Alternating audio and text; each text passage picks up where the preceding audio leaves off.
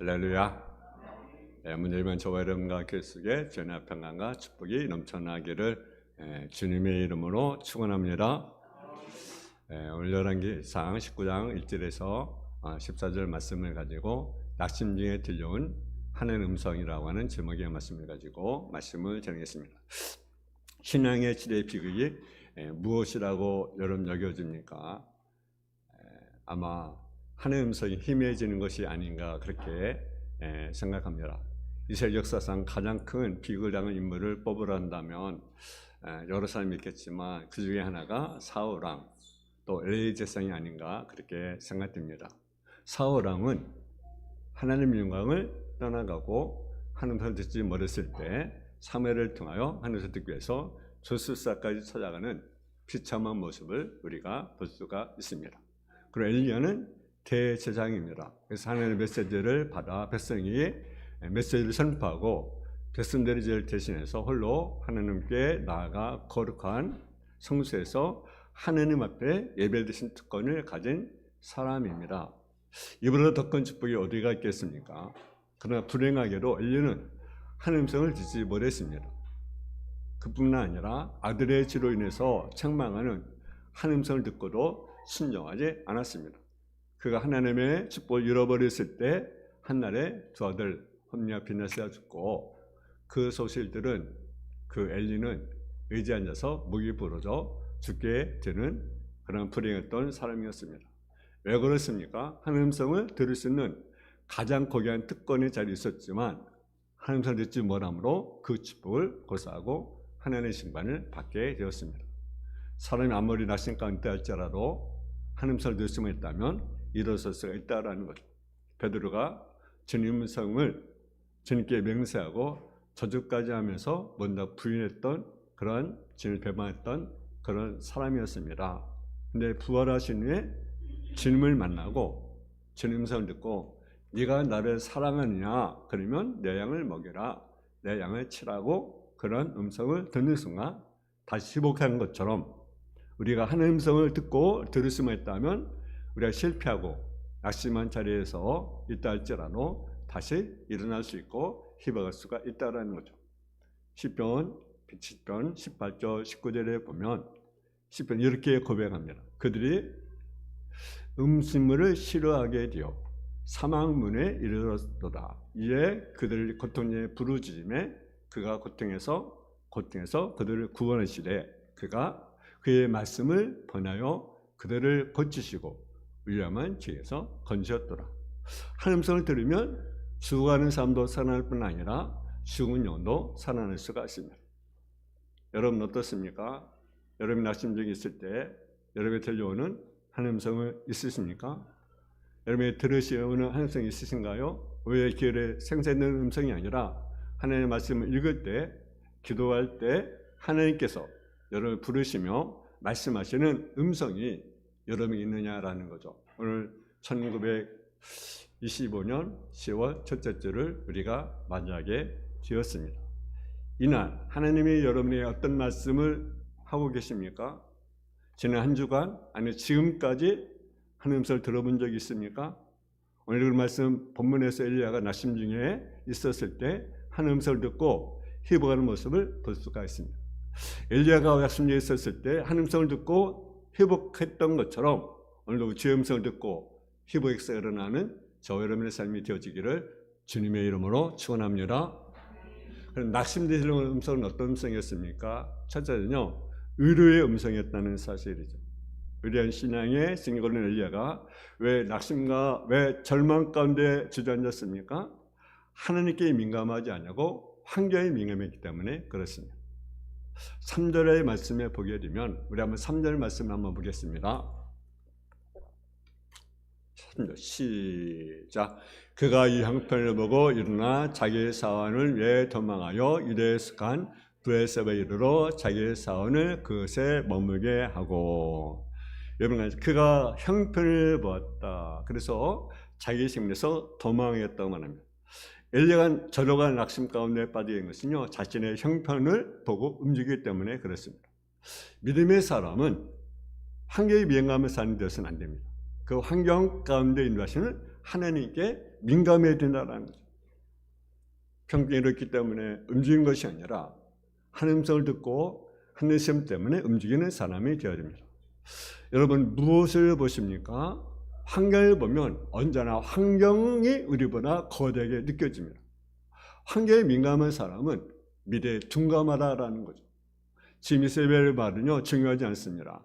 하나님의 능력을 경험한 엘리야는요 하나님께 더 민감했습니다. 그러나 그것이 실패하자 일어나 도망하는 신사가 되었습니다. 출애굽기에 보면 이스라엘 백성들이 가데스 바네에 이르렀을 때 그랬습니다. 12명의 전당관을 보내서 하늘산 땅을 탐지한 후에 보고를 하게 될 때 어땠습니까? 여러분 출애굽하면 그들이 홍해를 건너면서 엄청난 능력을 경험했어요. 근데 그럼에도 불구하고 하나님께 민감하지 못하고 환경을 바라봤어요. 그 환경이 강화되게 느껴지기 시작합니다. 하늘을 원망합니다. 그 환경으로부터 도망가려고 했습니다. 환경에 들여다보면 우리는 거기에 묻혀버리게 된다는 사실이죠. 시인 김기림이 씨가 이렇게 노래했습니다. 나비는 수심을 몰라서 바다가 좀 더 두렵지 않다. 바다의 높이를 수심을 알면 두렵을 텐데 그걸 모르니까 두렵지 않는다는 거죠. 환경의 주의를 기울이고 있으면 환경을 잡아먹습니다. 그래서 환경이 두려운 것입니다. 그러나 믿음의 사람은 환경을 보는 것이 아니라 누굴 봅니까? 하나님을 바라보는 거죠. 베드로가 주님을 바라보실 때 풍랑이 일어나는 바다를 들여다보고 그 위를 걸어갔습니다. 근데 환경을 보는 순간 두려웠습니다. 그래서 바닷속에 호적거리게 됩니다. 엘리야가 낙심 가운데 빠져 있는 것은요 자기의 생명을 지키려고 환경을 피하여 도망가기 때문입니다. 신앙의 실패는 자기를 위해서 할 때 일어납니다. 생명에서 도망가기로 생각했기 때문에 엘리야가 실패하게 됩니다. 신앙인이 자기 문제에 매달리면서 사람 때문에 고민하면 실패합니다. 이제까지 엘리야의 목숨을 누가 지켜주었습니까? 하나님이 지켰습니다. 여러분 바알과 아세라 신자 몇 명입니까? 850명입니다. 근데 갈멜살이 두려워하지 않았어요. 근데 왜 지금은 두려워합니까? 하나님을 놓치고 환경을 바라보고 환경으로부터 자기 생명을 지키려고 도망갔기 때문입니다. 엘리야는 자기 생명을 보존하기 위해서 도망가면 될 줄 알았지만 그것이 낙심의 원인이 되었고 실패의 원인이 되었습니다. 환경은 우리의 적수가 아닙니다. 사람에서 우리를 두렵게 하지 못합니다. 그것 때문에 혼란하지 마십시오. 그것 때문에 환경에 얽매이거나 하나님을 놓쳐버리지 말아요. 내 생명은 하나님께서 지켜주게 된다라는 사실. 이렇게 실패하고 낙심 가운데 있는 엘리야가 어떻게 다시 일어날 수 있었습니까? 의로하시는 하나님 성을 들었기 때문입니다. 우리 한번 8절 한번 보겠습니다. 8절 말씀. 8절 시작. 이에 일어나 먹고 마시고 그 음식물에 힘을 의지하여 40주 40일을 가서 하나님의 삶 호렙에 이르니라. 아멘. 신의 진영 의로는 다른 것에 올 수가 없습니다. 우리 곁에 말씀하시는 찾아오신 하나님의 아니고는 의로가 없습니다. 다른 것에서 의로를 구하지 마십시오. 하나님 의로를 그려야 됩니다. 그래서 참내 의로는 써졌냐. 5절에 보면 천사가 그를 만지며 이르되 일어나서 먹으라 하는지라. 엘리야가 긴장하면서 도망쳐왔는데 어느 누가 따라서 엘리야를 위로해 주었습니까? 하나님이 위로해 주었습니다. 그래서 8절에 보면 일어나 먹고 마시고 그 음식을 힘을 의지하여 40주 40일을 가서 하늘사 호렙에 이르니라. 여러분 낙심 가운데 있습니까? 우리 하나님 음성을 들을 수 있기를 주님의 이름으로 축원합니다. 두 번째는요, 책망의 소리를 들어야 됩니다. 하나님의 위로는 사명만을 위한 것입니다. 7절 말씀에 보게 되면 우리 한번 7절 말씀을 보겠습니다. 7절 말씀 시작. 여호와의 천사가 또 다시 와서 어루만지며 이르시되 일어나 먹으라. 네가 갈 길을 다 가지 뭐랄까 하노라 하는지라. 아멘. 네가 갈 길을 다 가지 뭐랄까 하노라 하는지라. 아직 가야 할 길이 있는데 여기 쓰러져 있을 수 없다는 거죠. 엘리야에게는요 아직 가야 할 사명이 있어요. 그 삶을 완수하도록 하기 위해서 우리를 의로하신다는 거죠. 그래서 이 의로는 의미가 있습니다. 그렇다면 어떤 사명입니까? 8절에 보게 되면 하나님의 상 호렙에 이르니라. 여호와에서 호렙까지 가는 사명입니다. 우리는 침륜에 빠지면 안 됩니다. 힘내 신앙길을 걸어가야 됩니다. 뒤로 물러가면 안 됩니다. 하나님 기뻐하지 않습니다. 그리고 그곳에서 하나님의 음성을 들어야 됩니다.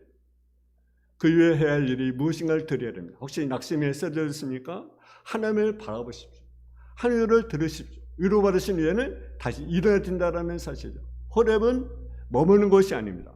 비전을 받고 떠나는 것입니다. 그런데 엘리야는요, 그것에 머물러 있어요. 엘리야가 하드산 호렙에 와서 동굴에 들어가 머물러 있을 때 하나님 말씀하십니다. 네가 어찌 여기 있느냐? 신앙은 전진하는 것입니다. 머물러 있는 것이 신앙이 아닙니다. 만일 우리가 머물러 있다면 하나님은 우리에게 하신 말씀을 우리에게 하실 것입니다. 네가 여기 어찌 여기 있느냐? 네가 지금 선 곳에 하나님이 원하신 사명의 자리입니까? 엘리야가 왜 호렙산에 떠나지 않고 동굴에 숨었습니까? 숨은 이유가 무엇입니까? 10절에 보니까요, 두 가지가 있어요. 첫째는요, 이스라엘 백성 때문이라고 말합니다. 이스라엘 백성들이 주님의 언약을 어기고 죄의 단을 헐어버렸고 죄의 단을 칼로 죽였고 이제 나는 죄를 하기 때문에 어쩔 수 없이 몰라서 여기 머물러 있다는 거죠. 이스라엘 백성들이 하나님을 어겼기 때문에 내가 여기 머물러 있다는 것입니다. 여러분, 남이 하나님의 언약을 어기는 것과 내가 신앙을 성장하는 것과 무슨 관계가 있습니까? 남이 선을 죽이는 것과 나의 삶의 신앙의 전제가 무슨 상관이 있습니까? 단지 여건 때문에 자신의 믿음이 성장하지 못하고 멈추는 것 핑계대면 안 되는 거죠. 너는 어떻습니까? 누구 때문에? 어떤 환경 때문에 내가 이럴 수밖에 없다고. 또 엘리야가 머물린 두 번째 이유가 무엇입니까? 자기 생명이 위협을 받기 때문에 지금 머물러 있다는 거죠. 이것도 이유를 달기 위한 것입니다. 우리는 너무나 많은 이유를 댑니다. 이것 때문에 저것 때문에 못하고 이런 이유 때문에 못하고 저럴 때 포기한다고 합니다. 하나님 이런 열려 정말서 깨닫게 하십니다. 어찌 네가 여기 있느냐? 하나님의 열을 깨닫기 위해서 한 바람으로 산을 가르고 바위를 부수는 장면을 보여줍니다. 그 다음에 진이 일어나고 모퉁이 삼킵니다. 이제는 완전히 불살아 버립니다. 근데 거기에 여호와가 없다는 것입니다. 하나님은 이것을 통해 우리에게 교훈하는 것입니다. 이스라엘이 네가 무섭냐? 지진이 같이 보이냐? 불같이 보이느냐? 아니 바람같이 보이느냐? 그러나 걱정할 것 없다. 그게 진지한 능력이 없다. 걱정하지 말라.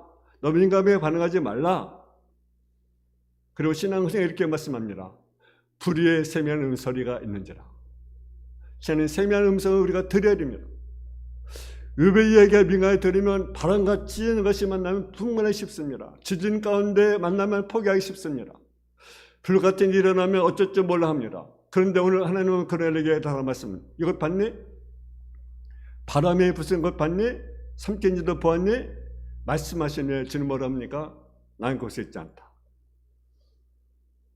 여러분, 우리는 주님의 음성의 귀를 기울여야 됩니다. 유명한 예술학교에 주미주라는 예술가가 있었습니다.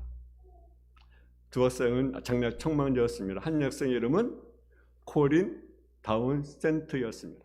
여러분 잘 모를 겁니다. 두 번째 학생은요, 마릴린 몰로였습니다. 여러분 잘 아는. 근데 이 두 학생이 여기 대단했습니다. 탁월했어요. 그래서 둘 다 헐리우드에 진출했습니다. 뛰어난 배우였습니다. 그런데 이 다운 센터라는 여인은 결혼 직전에 자신의 있는 자리에서 하나님의 음성을 들었습니다. 하나님 다른 삶을 살도록 부르시는 음성을 들었습니다. 그리고는 자신이 몸담고 있는 한 이유가 얼마나 허망한가, 얼마나 깨락적인가, 무대리에 얼마나 난잡한가를 깨닫고 배우가 되기를 포기합니다. 주위에서 사람들이 다 바보라고, 미쳤다고 그랬습니다. 마릴린 몰로 역시 경쟁 상대했던 친구를 바라보면서 비웃었습니다. 제가 바보라고. 배우를 그만두고 그리고 그는 상사와 결혼해서 멀리 선교를 떠나게 됩니다. 세월이 흘렀습니다. 마릴린 몰로는 세계적인 배우가 되었습니다. 근데 여러분 그 어떻게 죽은지 여러분 잘 아시죠? 그가 자살을 했습니다. 자살 직전에 그 옛날 친구 코린 다운센트에게 마릴린 먼로가 간단한 편지를 보냈습니다. 내용은 간단했습니다. 나는 네가 떠날 때 너를 비웃었다. 내 경쟁 상대가 없어지는 것을 보고 좋아했다. 너는 참 어리석다고 생각했다. 그러나 이제 나는 네가 참으로 부럽구나.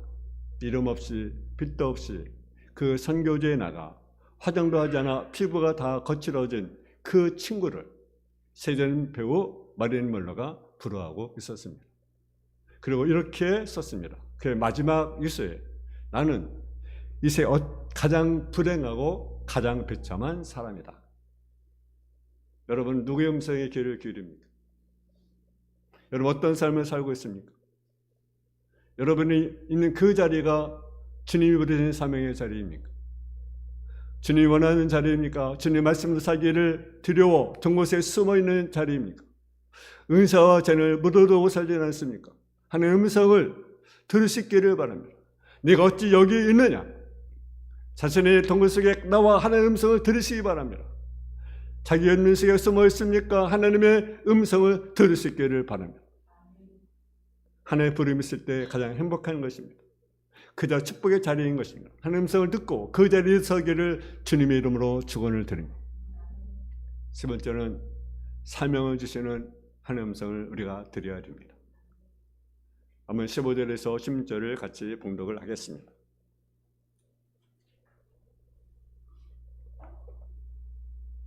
시작.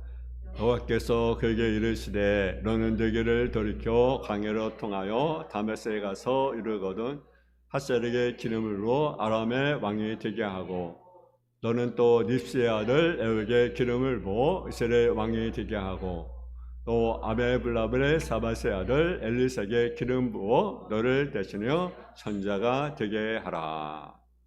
아멘. 이것이 엄청난 사명입니다. 그는 두 왕을 세우고 하나님에 대한 선자를 세우는 일을 아직 남아있다라는 거죠. 인류에게 해야 할 일이 남아있습니다. 동굴 속에 멈춰 있을 수가 없다라는 거죠. 낙심도 있을 수 없고 절망 가운데 자기 염려 속에 빠져 살 수 없는 위대한 꿈이 있습니다. 사성의세 목숨 걸고 원망하며 지낼 수가 없다라는 거죠. 인류에게 하나님 주신 사명이 있습니다. 우리도 마찬가지. 여러분 낙심 가운데 일어날 수 있습니까? 어떻게? 우리 이 땅에 보낸 하나님의 음성, 우리의 사명을 주신 하나님의 음성을 들어야 한다라는 거죠. 불타는 삶을 가져야 된다라는 거죠. 이 땅을 책임져 살아야 꿈이 있습니다. 우리는 꿈이 있어요. 자기 문제로 어려운 인류에게 다른 사람의 왕이 되고 선자가 될 수 있도록 도와주는 말씀입니다. 우리 의하게 생각할 것입니다. 왜? 내 문제로 복잡한데 어떻게 남의 문제에 관심을 가지고 있느냐 생각할 것입니다. 여기서 하나님의 방법이 있습니다. 여러분 내 문제를 덮어주고 우리는 하나님 주신 사명에 헌신하라라는 거죠. 아무튼 내 문제를 덮어주고 하나님이 주신 사명에 헌신하라. 아멘. 이상한 일이지만 나에게 주신 사명을 위해서 살다 보면 내 문제는 실색이 보이는 거죠. 오히려 문제를 감사할 것이면 깨닫게 됩니다. 여러분 감옥생활 얼마나 힘듭니까?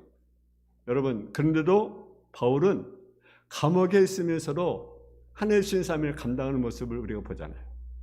감옥에서 여러분 뭘 전합니까? 복음을 전합니다. 그제 누가 있습니까? 오네시모가 있어요. 오네시모에게 복음을 전합니다. 오네시모가 전 환경을 벗겨줬어요. 그래서 도마신 노예인 오네시모를 살 길을 찾아주게 되었습니다. 여러분 죽으면 죽으리라 저자인 아는 역사가요. 이제 때 감옥에 있으면서 같은 감옥 안에 흉악한 살인범들을 사랑으로 돌보게 됩니다.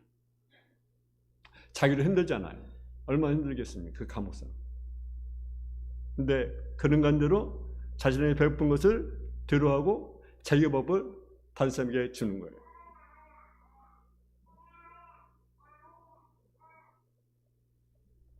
아니스에서는 남의 일을 돌봄으로 영점을 얻고 신체를 이길 수 있도록. 여러분 힘들 때일수록 내 문제만 집착하지 말고 자기 문제에 빠지지 말고 사명을 주시는 하나님의 음성을 들을 수 있기를 주님의 이름으로 축원합니다. 때로는 신앙생활이 힘들어질 때가 있어요. 남 혼자 어렵게 주님을 건다고 생각할 때가 있어요. 하지만 그렇지 않습니다. 엘리야는 남 혼자라고 생각했어요. 근데 여러분, 발에 무릎 꿇지 않은 몇 명 남겼다고 말합니까? 7,000명. 쏟아지는 폭우 속에 여러분 끝까지 서야 됩니다. 우리는 무엇을 하나님의 길을 기울여야 됩니다. 여러분, 엘리야는 실패의 자리에 일어나서 지금 하나님 주신 삶의 길을 가기 위해서 과거의 실패를 벗어버리고 지금 새로운 출발해야 합니다. 과거를 놓아야 새로운 출발이 있을 수 있습니다. 바울은 말합니다. 뒤의 것을 잃어버리고 표대를 향하여 달려가노라. 여러분, 하나님 성의 사명을 듣고 죄는 것을 잃어버리고 새로운 희망을 품고 새 출발하여 성공을 만드는 삶을 살아가길 바랍니다. 낙심 가운데 있습니까? 실망 가운데 있습니까? 잘날 가운데 있습니까? 의뢰하기 위해서 찾아오시는 주의 음성을 들을 수 있기를 주의 이름으로 축원합니다. 그리고 책매의 소리를 듣기를 주의 이름으로 축원합니다. 삶의 소리를 듣기를 주의 이름으로 축원합니다. 기도하겠습니다. 사랑의 아버지 하나님, 우리 삶 가운데 여러 가지 낙심할 수밖에 없는 그런 상황 속에 있지만, 그러나 그 가운데 우리가 주의 음성의 귀를 기울이는 삶의 모습이 되게 없어서 의의 음성을 듣게 하여 주시고 생명의 소리에 귀를 기울이게 하여 주시고 삶에서의 귀를 기울일 수 있는 성도의 삶의 모습이 되게 하여 주옵소서. 예수님의 이름으로 기도했습니다. 아멘.